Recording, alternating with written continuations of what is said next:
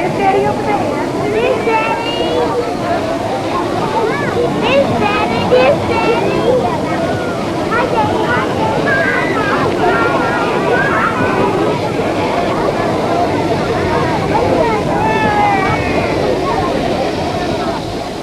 A family reunited after 6 months separation. 6 months of loneliness and waiting. 6 months from the boy grown twice as tall. 6 months away from the new baby. The men are Navy flyers. The place is Rhode Island. The time is early spring. Soon it will be summer. But for these men, it will be a second summer. A season of picnics and baseball, barbecues and beaches. Yeah, that's my airplane. That's right, that's Daddy's airplane. Behind them are a summer and a mission that belong to another world.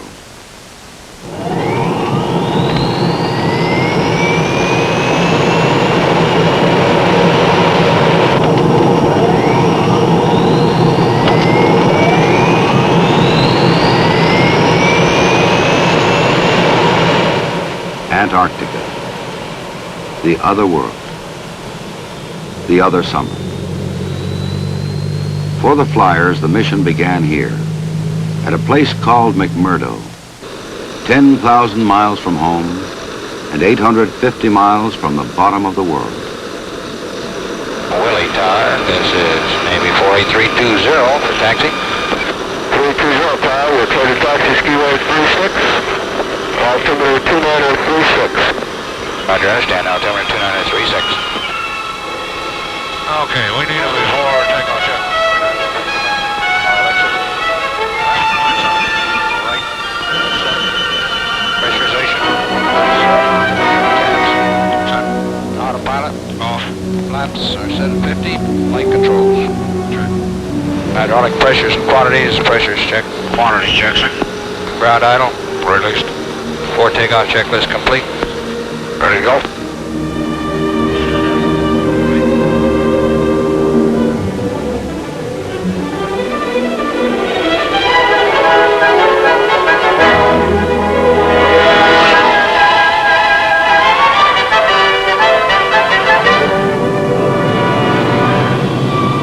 Right 20 sliding, pull.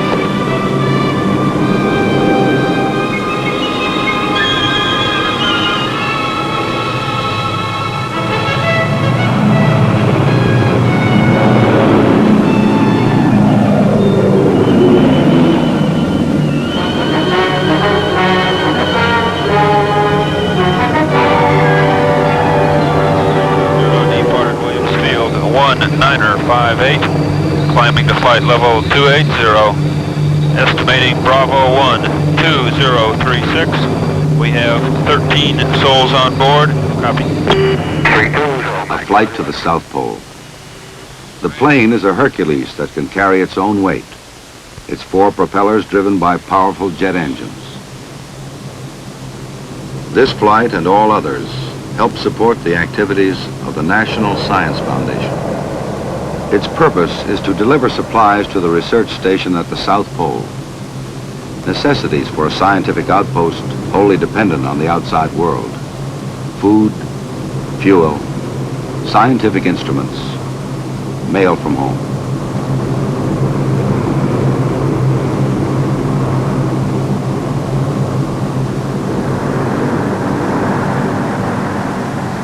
A plane, a place, a job.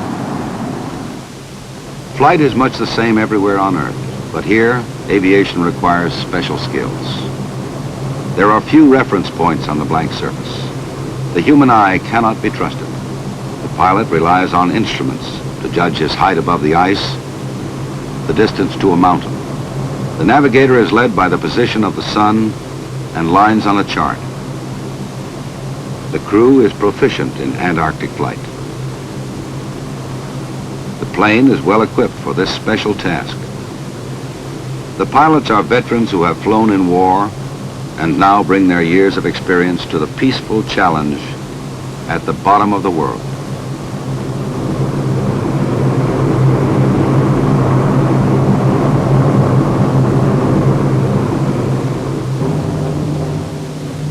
sun is constant. It is summer in Antarctica, the 6-month day. Morning spans October, Christmas comes at noon. The men call it the season, from September to March, 6 months away from grass and trees, wives and children. Half a year of flying from one white point to another white point. The continent below is covered by a sea of ice thousands of feet thick. There are islands in the sea, chains of mountains 2 miles high. Rivers of ice flow from these mountains, monstrous glaciers, the greatest on Earth, forever inching northward to the oceans. There they break off into huge slabs, great and ancient tables of ice doomed to drift aimlessly with the currents until they dissolve into the sea in which they were born millions of years ago.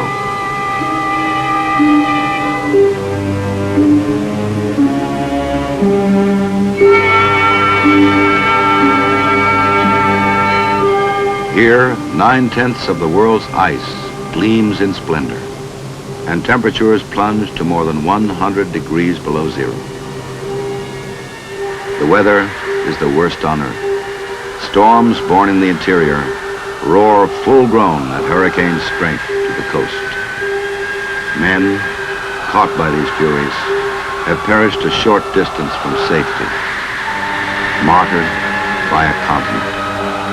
Raoul Amundsen, the first man to stand at the South Pole, told a young U.S. Navy commander, "The airplane alone can triumph in Antarctica." In 1928, that young officer, Richard E. Byrd, set out to prove the great Norwegian's prophecy when he led the first large American expedition to the Antarctic. Byrd intended an important role for the airplane. His Ford trimotor, named the Floyd Bennett, was one of the largest and most proven planes of its day. From the beginning, it was a struggle. The party labored to bring its fragile machine to shelter and safety. The elements were a constant threat, but the men protected the Floyd Bennett as best they could, and the plane survived.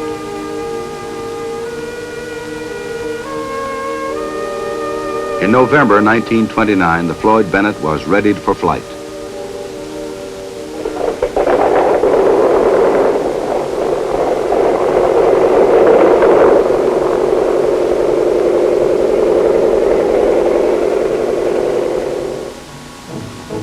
From the base camp at Little America, Byrd planned to fly over the South Pole.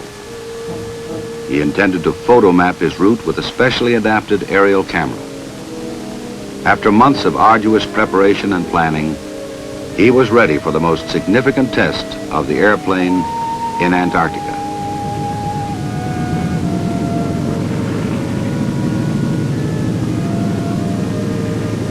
On November 29th, Byrd took off from the comparative security of Little America. The anxious party at the base camp followed his progress by radio.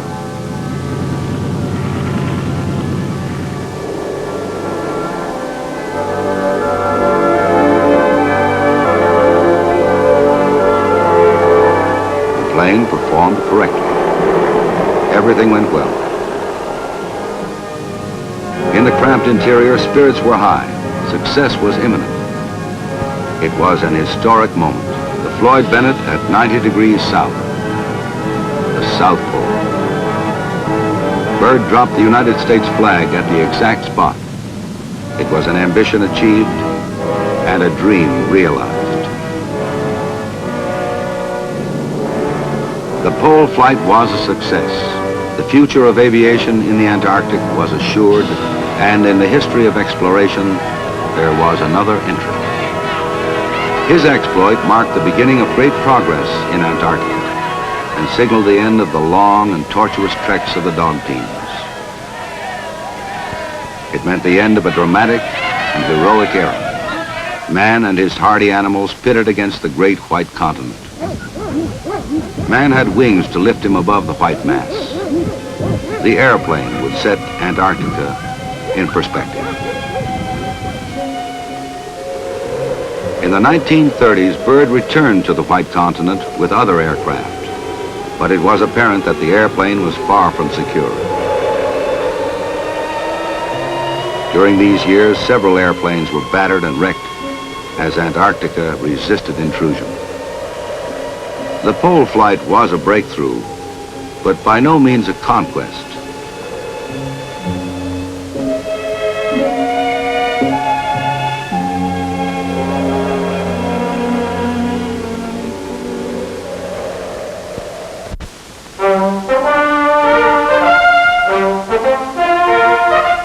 A year after World War II, the United States launched its greatest assault on the continent, Operation High Jump. From an aircraft carrier, the USS Philippine Sea, airplanes were flown into the continent for the first time. The war had accelerated the advance of aviation. Better equipment and more sophisticated machines were available.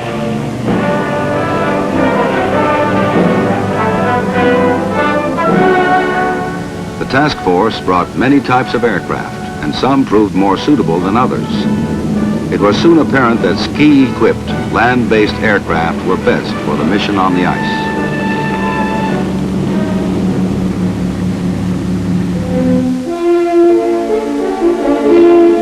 The primary objective of High Jump was to photomap a large portion of the continent. Under the supervision of Admiral Byrd, the operation proved highly successful.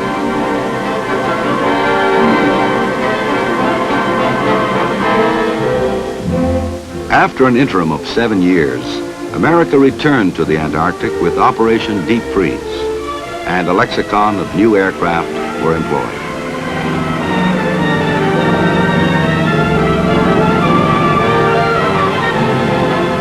Cruising ranges had increased, and the task of photomapping the vast interior progressed. Aircraft that could take off in a short distance flew into areas previously denied the airplane. Larger planes capable of greater loads transported equipment for new bases. Scheduled flights of personnel, supplies, and mail to Antarctica became a reality. In 1956, the K-Sarah was the first plane to land at the South Pole. Rear Admiral George Dufek had demonstrated that a station could be maintained at the South Pole, supported solely by airplane. It was another advance for Antarctic aviation. But the struggle was far from over. The airplane had not subdued the continent, and Antarctica extracted a terrible price in men and planes. In the first dozen years of Operation Deep Freeze, 22 flyers died in crashes. The effort and sacrifice of naval aviators and the early pioneers smoothed the way for those who followed.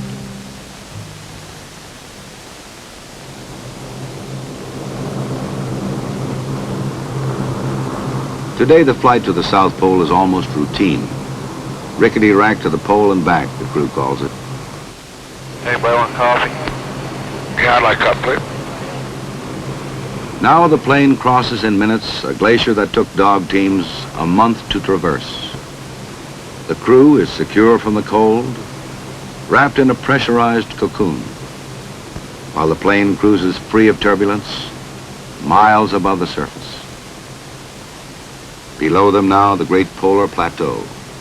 Thousands of square miles, barren, flat and white, broken only by the wind. Pole Station is only a few miles away. Pole GCA, this is Navy 3820. We're 75 miles out at this time. Flight level 280, inbound on a heading of 352, requesting descent, over. 320, roger, descend and maintain 11,000. Roger, understand. 11,000. Confirm the altimeter setting, please. The station that straddles the axis of the Earth was built on the surface, but through the years has been drifted over. Only a few emergency shelters, access tunnels, and aerials betray its existence.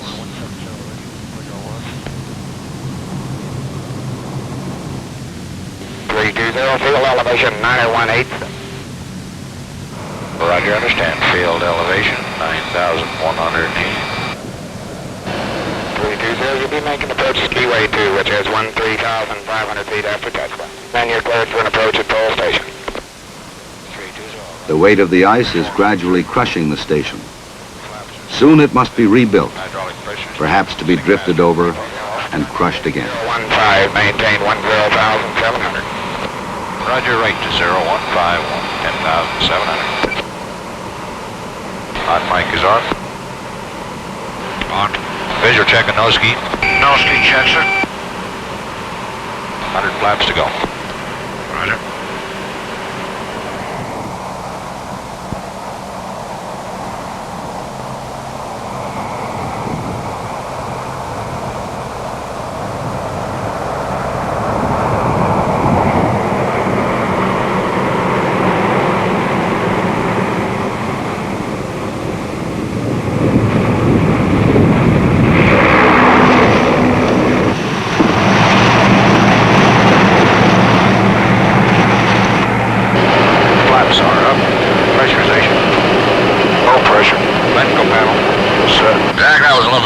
Toward the end of the skiway. I think next time we come in, we better land about 1,000 or 1,500 feet farther down, save that nose ski a little bit.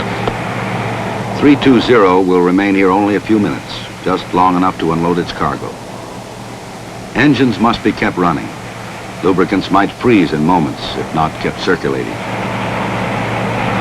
Jack will taxi up to the forward fuel pit there, the forward hose, and drop off this fuel.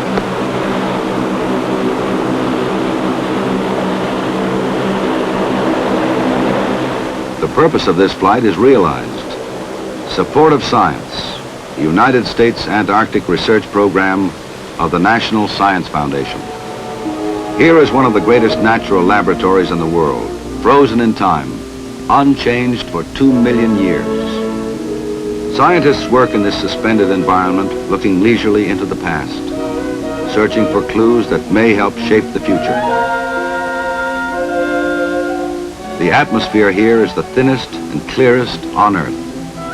Radios pick up exceptionally strong signals from outer space. Glaciologists, geologists, meteorologists probe and study. Special attention is given to weather in the belief that the entire world may be affected by weather that originates here.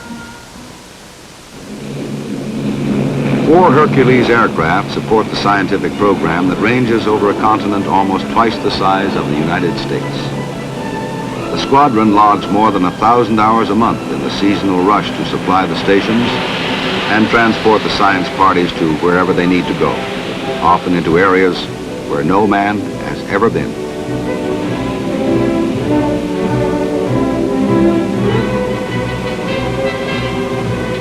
The squadron can transport a completely equipped field party, including food, shelter, instruments, and enough supplies to maintain the party for weeks.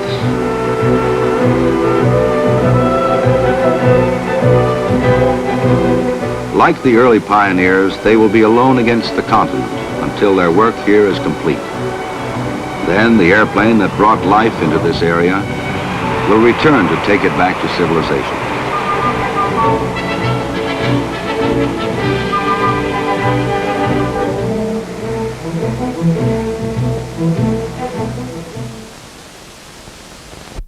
For the crew of this Hercules, it is time to depart from South Pole Station. For them, the day's work is nearly done.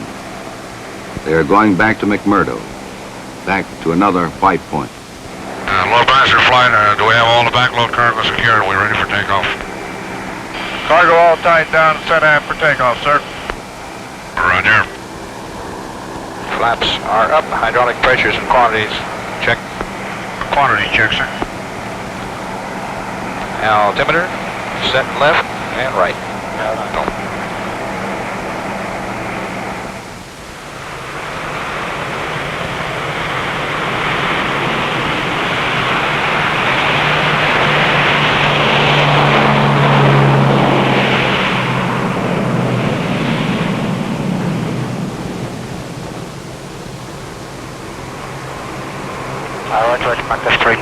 McMurdo, off pole down 0713, climbing to flight level 310, estimated McMurdo 1013. Now, the plane does the work. The flight crew keeps watch. The monotonous drone of engines is tiring.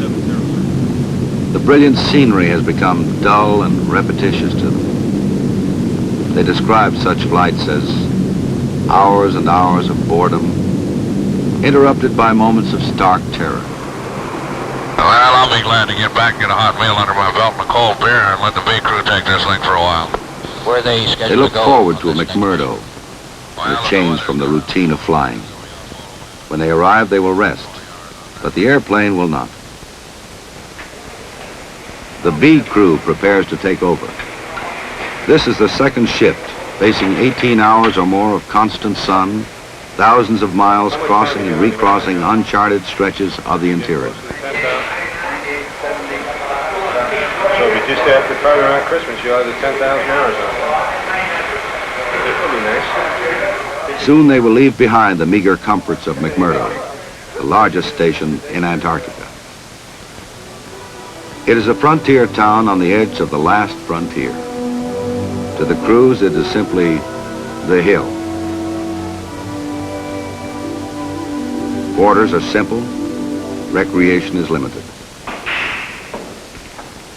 Time off is pursued relentlessly, anything to make it pass quickly, remembering the other life 10,000 miles away. Oh, look at that. Get him. Gotta get him. The flyers admit that conditions are good under the circumstances, better than during the early days of deep freeze. Still, they say, an hour in the air is an hour off the ice. The airfield, Williams Field, is a short distance from McMurdo. Scratched from solid ice 40 feet above the waters of the Ross Sea, Williams is gradually going to sea, a part of the ice shelf on which it rests. In the unending daylight, operations continue round the clock, for this is truly a race with the sun. It is the culmination of Admiral Byrd's dream. I am hopeful that Antarctica, in its symbolic robe of white, will shine forth as a continent of peace, as nations working together there in the cause of science set an example of international cooperation. Explorer, scientist, dog team, and airplane. All have combined to open Antarctica and its secrets.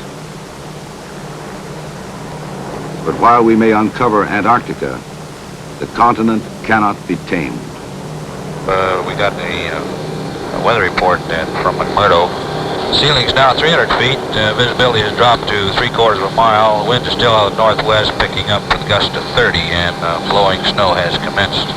Okay, well, looks like we got a storm moving in from the north. We're going to have to go on in. We don't have enough fuel to go back, so let's just hope it doesn't go down much lower than that. The continent reigns supreme, and its weather is a mighty symbol of authority. To the grid north and west. The winds out there are 360 at 30, gust to 46. Man cannot control the weather here. He tracks it from outer space, measures, analyzes, diagrams, and computes it. Still, the violent temper of Antarctica rises without warning. Winds scoop loose snow from the mountains and hurl it at the coast. A great white cape spreads across the sky, sweeping away all definition. When storms are detected, flights can be canceled. But when the storms build unexpectedly, sometimes a plane is caught aloft. Now the flight becomes more than routine. S320, repeat your last. Roger, time. Left 090. Maintain 2000. Roger, left to 090, maintain 2000. And I'll be bringing east about another mile, then turning you northeast about dropping you down to 1,200 feet. 320, understand. 320, turn west to 030. Maintain 1,200, watch passing altitude. This is what the flyers have trained for. 30, descending to 1. All the hours of practice are here given the crucial test. Now, the price paid in earlier days by less fortunate aviators is repaid to some degree. 6 miles from touchdown. 1,200 altitude. 030 the heading. Turn left to 010. 010, no heading. 1,200 altitude. Let your glide path begin a normal rate of descent. Low coming up. Slightly below. Coming up. Very slightly below. On glide path. Coming up on glide path. Slightly below 3 miles from touchdown. And like 354, you're new heading. Slightly below glide path, coming up slowly. Slightly below the glide path. Now you're coming up. Slightly below on the glide path. Left 354, on glide path, welcome back glide path, 1 mile from touchdown, slightly below glide path, left to 351. Skiway inside, slightly to your right. Okay. On the glide path. Center line of runway is to your right. On the glide path. Pass on the skiway. Over radar touchdown, please landing, contact the tower.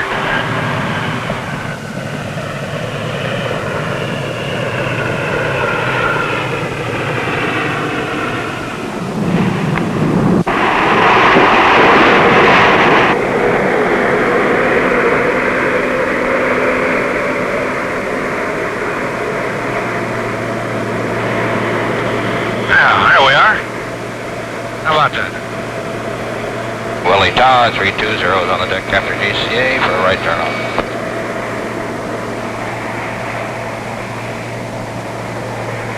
And so the flight is over. Their mission for the day is done.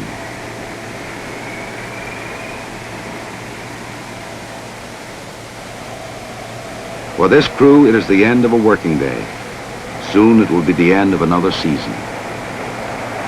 Too much more of this to put up with. Another month and a half in, we'll be back where it's warm again. Here's Daddy over there. Here's Daddy. Here's Daddy. Now it is time for the second summer.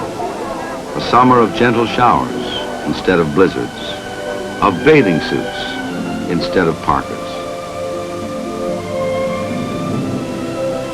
When the sun returns in the Antarctic, the squadron will return. The white continent will be unchanged. Flight will always be hazardous there. No matter what machines may come, the greatest defense against the dangers will be, as it has been, the skill, experience, and courage of the Navy flyer.